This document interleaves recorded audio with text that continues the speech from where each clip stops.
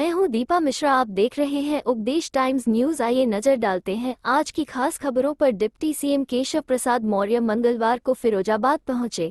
सबसे पहले उनका हेलीकॉप्टर पुलिस लाइन में उतरा, जहां से वह पालीवाल हॉल में व्यापारी सम्मेलन में शिरकत करने पहुंचे।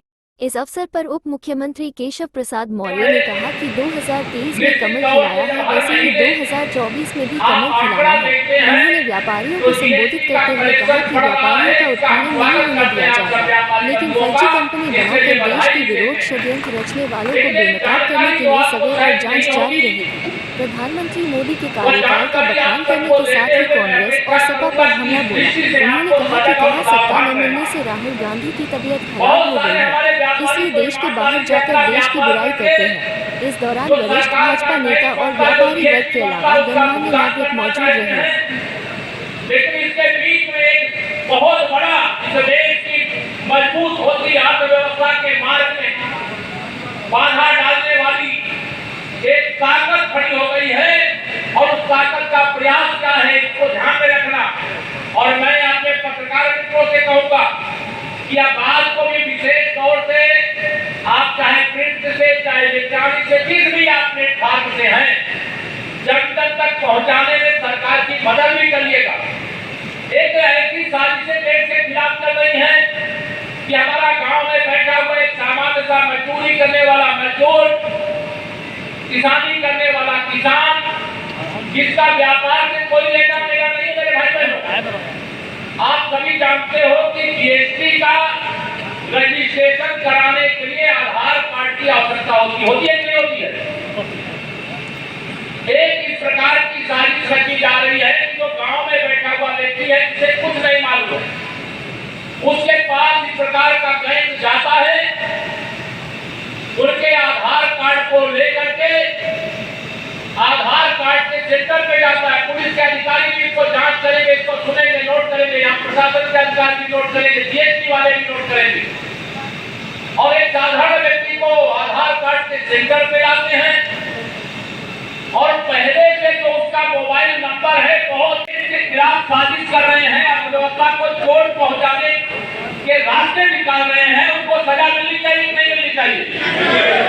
हमारा सरकार के माध्यम से ये प्रयास है, लेकिन कहीं किसी व्यापारी का उत्पीड़न कोई करे, जो अधिकारी जीएसटी से जुड़े वो सुन ले, जांच करके सच को बताना इसकी छूट है, लेकिन किसी को जो सही व्यापारी है उसको परेशान करना इसकी छूट नहीं है। यह मैं आप सब लोगों के सामने कह करके जा रहा हूं। यहाँ पर एक और माहौल इस प्रकार का बनाया जाता है, तो ऐसे लोग ये भी ध्यान रखना, प्रत्येक रूप से कोई एक को व्यापारी से नहीं कराओ कि ऐसे नहीं होंगे। जो जब इतने बड़े गैंग के लोग सक्रिय रहते हैं और जब कोई उसमें पकड़ा जाता है गलत काम करने वाला, वो हमारे व्यापार मंडल जो व्यापारी संगठन है उनकी आड़ लेने की कोशिश करता है, ये भी ध्यान रखना। और जो इस प्रकार की आड़ ले करके देश की अर्थव्यवस्था को चोट पहुंचाने का, जो हमारा ईमानदारी से काम करने वाला व्यापारी है, अपनी कमाई भी करना और सरकार का जो टैक्स है उसको अदा भी करने का काम करता है, उसको उसमें अपना शिकार बनाने की कोशिश करते हैं। हमें इस पर सजग सावधान रहना। हम इस देश के, आप बताइए 2014 में माननीय नरेंद्र मोदी जी के नेतृत्व में सरकार बनने के बाद कोई कैंसर जैसी बीमारी देश को लगी थी, उस बीमारी को दूर करने के लिए जो कदम उठाए गए, उसमें थोड़ी बहुत तकलीफ जरूर किसी न किसी को हो जाती है, लेकिन ईमानदारी पूर्वक अगर मेरे प्रधानमंत्री जी प्रयास कर रहे हैं तो हम सबका समर्थन प्रधानमंत्री जी को मिलना चाहिए नहीं मिलना चाहिए? बताइए, दोनों हाथ बताइए, चलो मिलना चाहिए नहीं मिलना चाहिए? माननीय प्रधानमंत्री जी दिन रात मेहनत करते हैं। आप में से जो भी हमारे भाई बहन बैठे हैं, कोई सोशल मीडिया से देखता है, कोई इलेक्ट्रॉनिक मीडिया से, कोई प्रिंट मीडिया से देखता है। कभी मेरे प्रधानमंत्री जी को कभी छुट्टी में लेकर के आराम करते हुए सुना है क्या? जब से देश के प्रधानमंत्री बने सुना है क्या आपने? नहीं सुना। वो अपना एक पल अगर जीएसटी का कलेक्शन होने लगा तो उस कलेक्शन के बाद इस प्रकार का गिरोह सक्रिय हो गया। जब भी कोई चुनाव आएगा, उस चुनाव के समय, अब लोकसभा 2024 का जब तक चुनाव संपन्न नहीं हो जाएगा, अनेक प्रकार के ऐसे गैंग सक्रिय होंगे जिसमें कहेंगे भारतीय जनता पार्टी गलत कर रही है, भारतीय जनता पार्टी की सरकार गलत कर रही है। मैं आपको आश्वस्त करना चाहता हूँ, डबल इंजन की सरकार की तरफ से, देश में माननीय नरेंद्र मोदी जी की सरकार की तरफ से और उत्तर प्रदेश में आदरणीय योगी आदित्यनाथ जी के नेतृत्व वाली सरकार के माध्यम से भाजपा का कमल के फूल की सरकार है। और इस सरकार की तरफ से आश्वस्त करना चाहता हूँ, हम न गलत सोचते हैं, न गलत करते हैं और न गलत करने देते हैं। इसके कारण से बहुत सारे विरोधी बिलबिलाए हुए, बौखलाए हुए, उनको लग रहा है कि अभी 2024 के लोकसभा चुनाव में तो फिर मोदी जी आ रहे हैं नहीं, बताओ दोनों हाथ उठाकर, दोनों हाथ उठाकर बताओ। एक पत्रकार का ये लोग हाथ नहीं उठाए थे, फिर मोदी जी आ रहे हैं, प्रचंड बहुमत से आ रहे हैं। और इस बार हम लोगों ने कहा है कि उत्तर प्रदेश में लोकसभा की 80 सीटें हैं और उन 80 सीटों में से हम लोग केवल 80 सीटें जीतना चाहते हैं। तैयार हो इसके लिए? देश में 300 से अधिक सीटें 2019 में जीते थे। सपा, बसपा, कांग्रेस और उधर राष्ट्रीय लोक दल सब गठबंधन कर लिए थे कि मोदी जी को प्रधानमंत्री बनने नहीं देना है और इनके पास कोई एजेंडा नहीं है।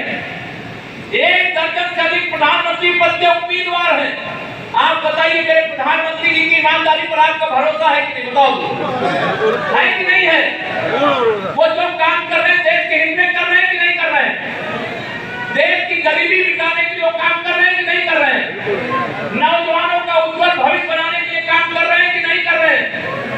या सब जो काम कर रहे हैं, ये जो बिना काम के सरकार बनाने तक तो वो बहुत परिश्रमी दिखाई देंगे और सरकार बन जाने के बाद वह लूटना शुरू करते हैं, लोगों को सताना शुरू करते हैं, जमीनों को कब्जाना शुरू करते हैं, देश की सीमाओं की सुरक्षा को खतरे में डालना शुरू करते हैं।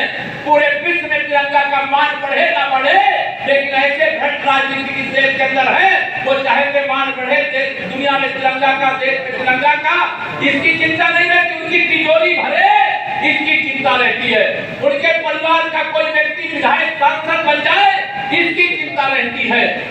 इस चिंता को करने वालों को हम लोगों ने विदा कर दिया। भाई, मैं तो आपको बहुत बधाई देता हूँ। कभी समाजवादी पार्टी समझती थी कि हमारा गढ़ है फिरोजाबाद, लेकिन डॉक्टर जो हमारे जादव जी ने कहा कि गढ़ नहीं है। मुझे भी शंका थी, पता नहीं क्या होगा, फिरोजाबाद हम लोग जीतेंगे कि नहीं जीतेंगे। लेकिन जब मैं यहाँ लोकसभा 2019 का प्रचार करने के लिए आया और मैं सभा को संबोधित कर रहा तो इतनी भीड़, इतना उत्साह, मैं जान करके बताया माननीय अमित शाह जी को, मैंने कहा फिरोजाबाद में कमल का फूल खिलने से कोई रोक नहीं सकता। वहाँ की जनता कमल खिलाने का ठान चुकी है और आप सब ने वो करके दिखाया और फिरोजाबाद से यादव जी को यहाँ से अपना लोकप्रिय सांसद बना करके माननीय मोदी जी की सेना को मजबूत कराने का काम किया। मैं आप सभी लोगों से